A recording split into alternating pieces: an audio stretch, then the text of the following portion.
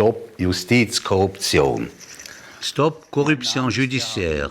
Mon nom est Gérard Ulrich. Je remercie le docteur Weinberger de m'avoir invité. En fait, j'évite les psychiatres, car je les connais surtout de par les expertises de complaisance. L'élément déclencheur qui m'a poussé dans cette histoire avec la justice, j'avais 55 ans, c'était en l'année 2000. Je suis tombé dans l'engrenage de la justice à cause d'un divorce conflictuel. Mais heureusement, je n'ai pas eu ce problème comme les autres pères ou mères divorcés. Aucun enfant n'a été impliqué. J'ai tout simplement été jeté hors de ma propre maison en voyage par appel téléphonique suite à une plainte abusive de mon ex-femme. Anklage meiner Ex-Frau telefonisch, ich war unterwegs, aus meinem eigenen Haus hinausgeworfen. Je suis resté calme. Je me disais, je suis tombé sur un juge crétin. Ça va s'arranger tout seul. Et quand j'ai réalisé que ça ne marchait pas comme ça, j'ai commencé à protester. Puis ils m'ont fait la démonstration de leur puissance. Je n'ai même pas pu aller ramasser mes affaires personnelles. Plus tard, j'ai même été condamné pour violence physique. Les juges savaient exactement que c'était faux. Alors je me suis dit, s'ils me font ça, il y aura beaucoup d'autres victimes. En tant qu'homme de marketing, j'ai commencé à distribuer des tracts en précisant les noms des juges. Alors des gens m'ont contacté ayant eu affaire avec les mêmes juges, les mêmes bourreaux. Au début, je pensais que c'était un problème local. Puis j'ai réalisé très vite, non, c'est cantonal. C'est national. Et j'ai fini par me retrouver devant la Cour européenne des droits de l'homme. Je me suis rendu compte que cela va beaucoup plus loin. Gelandet und stellte fest, das geht viel weiter. Ich habe die Psychiatrie. J'ai réussi à éviter le piège psychiatrique. Au début, quand j'ai commencé à rouspéter, il voulait m'envoyer immédiatement chez un psychiatre. Une psychiatre m'a conseillé. Elle m'a dit, je vais te donner une attestation que tu es normal. Ensuite, tu refuses toute coopération à des expertises. Tu dis, j'ai déjà un certificat. Et les juges sont montés dans ce train. Jusqu'à ce jour, on ne me reproche pas d'être fou. Ils ont découvert que je pouvais être puni beaucoup plus sévèrement. Meine erste Leidenschaft, jahrelang, das waren die Pendant des années, j'ai été passionné à enquêter et à dénoncer les condamnations à des longues peines de prison sans preuve et sans aveu. J'ai analysé et documenté 7 cas de ce type de manière très approfondie sur Internet. La pire des affaires est François Légeret, condamné à vie pour un prétendu triple meurtre. J'ai fait sa connaissance. Ils m'ont mis en prison pour 4 ans pour avoir critiqué des juges et des avocats pour atteinte à l'honneur. Ils m'ont mis dans une équipe de 2 hommes avec François Légeret dans la prison de haute sécurité à Bochu. J'ai donc eu amplement le temps et l'occasion d'étudier ce dossier. C'est toujours ma passion. De tels destins m'interpellent. Ist immer noch eine Leidenschaft für mich. Solche Schicksale, die sprechen mich an.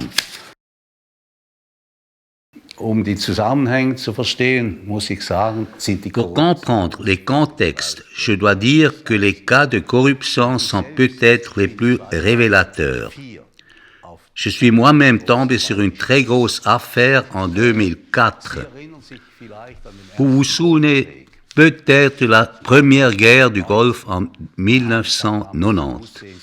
Les troupes de Saddam Hussein ont mis le feu à 1100 puits de pétrole. À l'époque, on nous a prédit une catastrophe d'environnement à cause de la fumée.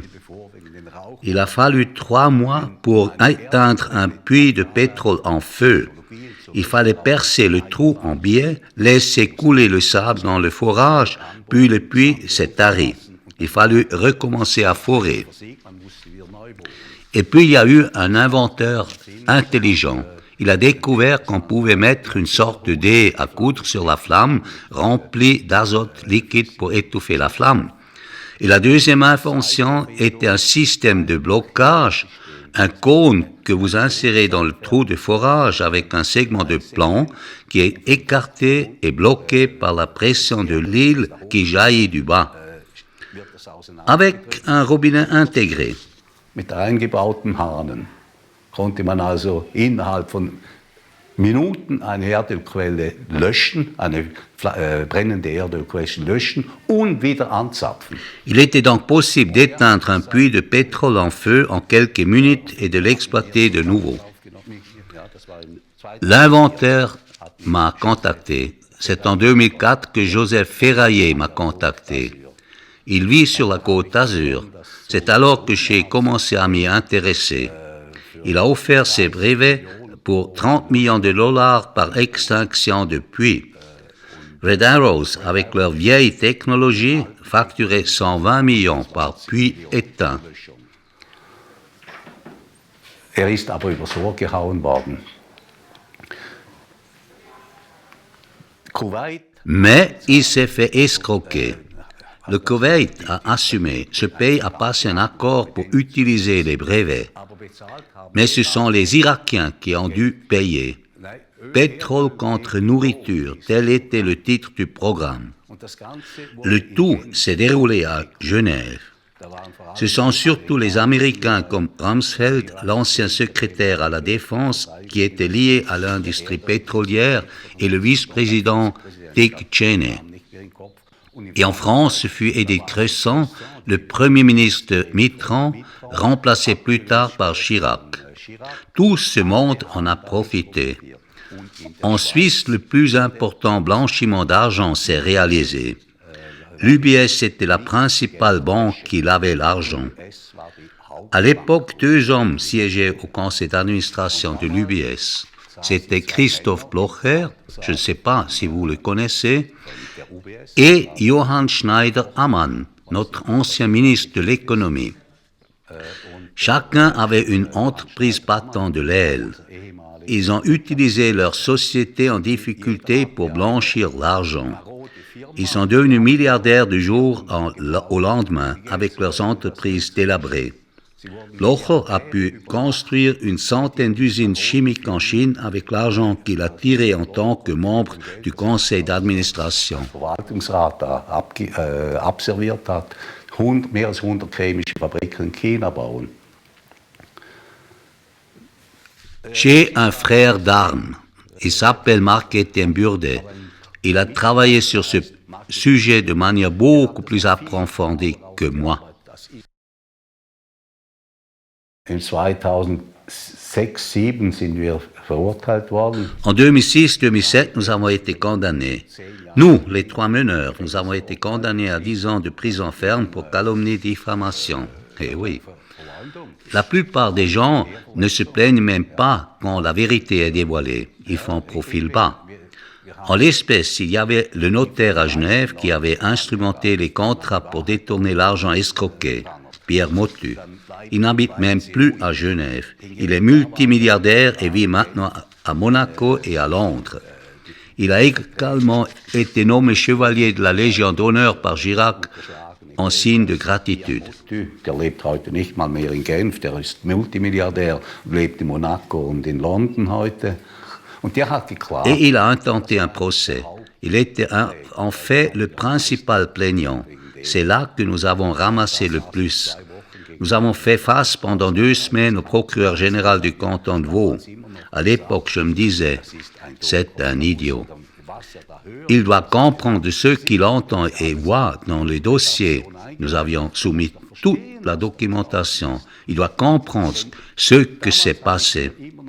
À l'époque, j'avais encore ma devise. Les journaleux ont toujours dit que j'étais un théoricien du complot. Je répondais, non, j'ai dit que 90% des dysfonctionnements de la justice sont le fait de la stupidité et 10% de la corruption. Aujourd'hui, je dis, c'est exactement l'inverse. Il m'a fallu 16 ans pour trouver une affaire où je pouvais prouver le coup monté. Mes compagnons d'armes, comme Burdet, parlaient depuis longtemps de complot. Chez nous, les francs-maçons sont très forts. À Genève, également les scientologues. Voilà ce que j'ai répondu à l'époque. Scientologen,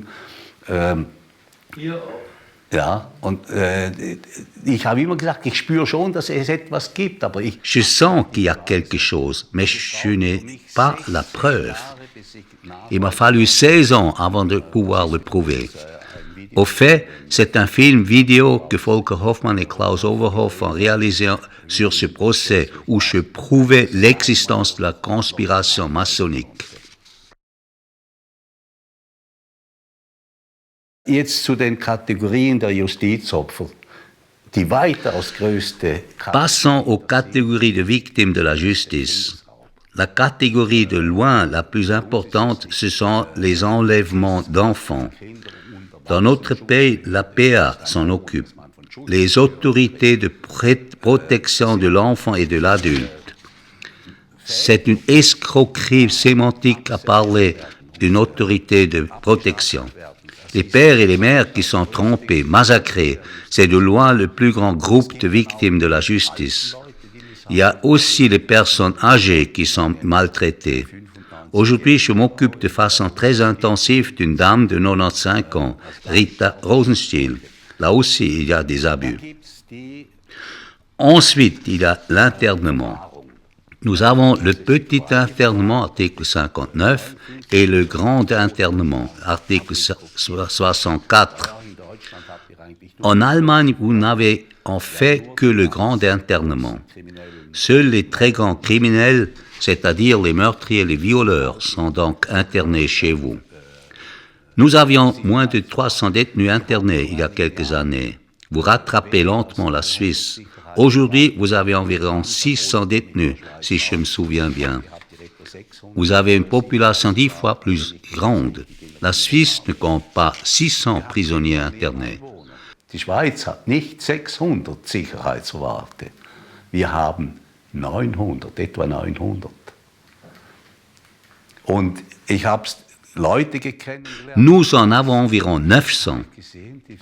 J'ai rencontré de telles personnes en prison. J'ai observé un cas, celui d'un homme qui s'est fait interner pour une mauvaise plaque. Un jeune homme s'est pas suicidé pendant que j'étais en prison, mais il a mis le feu au matelas. Ce Skandervogt avait été incarcéré pour un petit larcin, des vols de 300 francs parce qu'il était toxicomane.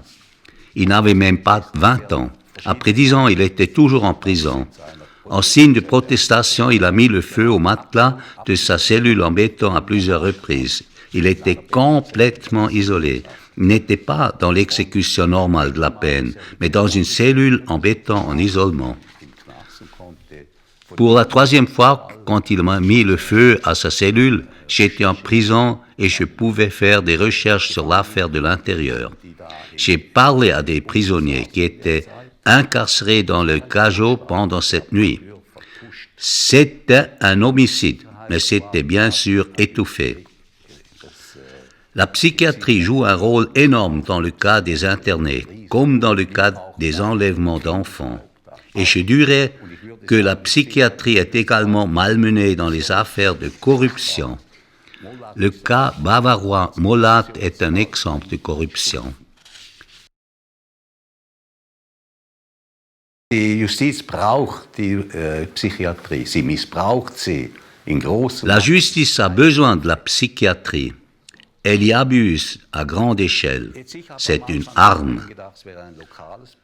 Au début, je pensais que c'était un problème local. Ensuite, je suis allé plus loin. Lorsque je suis arrivé à la Cour européenne des droits de l'homme, j'ai commencé à nouer des contacts avec des victimes judiciaires d'autres pays.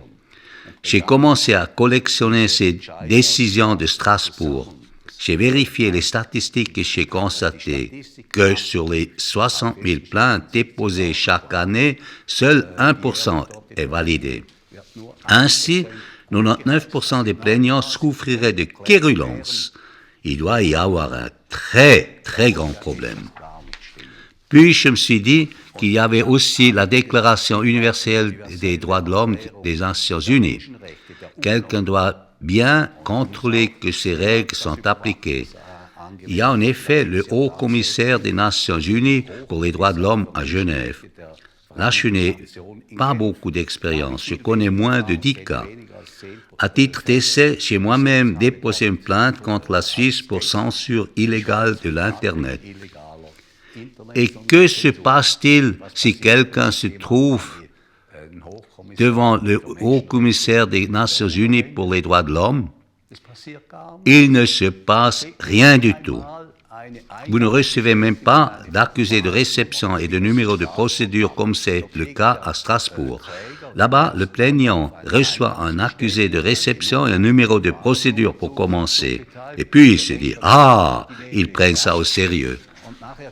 Il reçoit ensuite un module de texte, un tiers de page, où il est dit laconiquement que les conditions selon les articles 34 et 35 de la Convention des droits de l'homme ne sont pas remplies. Voici les conclusions. Il n'existe pas une seule instance internationale qui veille au respect des droits de l'homme. Rien. C'est intentionnel. Il s'agit d'une conspiration planétaire. Je ne nie plus que je suis un théoricien du complot. Je suis de ceux qui confirment haut et fort. Nous avons affaire à un complot mondial. Ceux qui sont au sommet sont les Rockefeller et les Rothschild. Au début, Rockefeller a pratiquement financé la création de l'ONU. Aujourd'hui, les Rothschild ont leur cordée financée par les fondations de Soros qui infiltrent l'ONU. Rockefeller hat ja praktisch die UNO finanziert am Anfang. Auch mit der Migration ist ja dasselbe. Il en va exactement de même pour la migration. Il s'agit d'un système très complexe. Les mafias locales sont également couvertes d'en haut afin qu'elles soutiennent la conspiration qui converge tout en haut. Même les petits despotes locaux peuvent se servir. J'ai lu un livre avec la biographie de Kurt von Hammerstein. C'était le commandant en chef de la Wehrmacht avant l'arrivée au pouvoir de Hitler. Il n'a pas voulu le servir. Il a eu la devise « La peur n'est pas une vision du monde ». Cela s'est engravé dans ma tête. Merci beaucoup pour votre attention. Und das ist mir geblieben. Danke vielmals.